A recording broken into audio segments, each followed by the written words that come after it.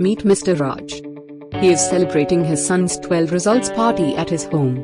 All friends and relatives foresee a great career and future for Mr. Raj's son. Though everyone seems to enjoy the party, Mr. Raj feels a bit uneasy about happy predictions about his son. Mr. Raj maintains disquiet throughout the party. The party is almost over and Mr. Raj has begun to retrace the steps of his distinguished career. He did extremely well academically. Mr. Raj got a good job at an attractive salary of 25,000 rupees per month after passing out in 1990 from one of the best MBA college in India, MDI Gurgaon. His career progressed well and he spent his money on bike, travel and social outings without saving anything for himself. He stood by his friends and helped them financially, but he never received the money back from his friends. He got married at 28 and was blessed with his first child, Aishwarya. Soon, he realized the need for a financial buffer and booked his first FD within few days of Aishwarya's birth. He also purchased gold whenever possible. He considered stock market as an area of darkness as he saw many of his friends losing significant amount of money in shares. In 1999, Mr. Raj bought his first flat by taking a home loan at interest of 13%. He also broke his fixed deposit for it. As the burden of monthly installments ceased, Mr. Raj started investing again, and this time, he started aggressively. He started investing in stocks post-2000 based on collective wisdom of his friends and colleagues. He bought shares at low and sold at highs. However, for reasons he could not understand, his portfolio did not grow much. The high brokerage in the range of 1% and high churning in his portfolio could not result into hefty profits. Like some of his friends, he also started lending funds to real estate builders through a private network.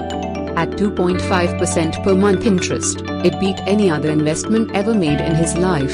Soon, he booked another under-construction flat in Noida. Mr. Raj could see the growth as high-rises in Noida and he was now hopeful about his future and retiring early.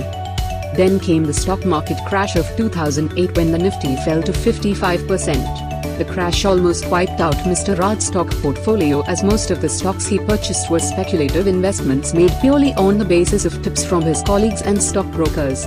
However, Mr. Raj remained optimistic as most of his wealth was invested in real estate. Unfortunately, soon the real estate demand also slowed down and property prices became stagnant. Still, Mr. Raj was optimistic and was not alarmed as he considered this slowdown just a temporary one. Unfortunately, the slowdown continued from 2013 to 2017 and prices continued correcting. The real estate developers started defaulting on loans from 2015. Mr. Raj was now dealt with a double blow.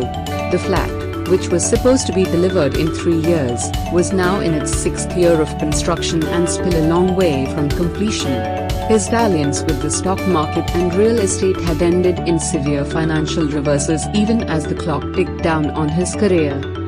Time passed by and Mr. Raj is now at 50 years of his age worrying about the future.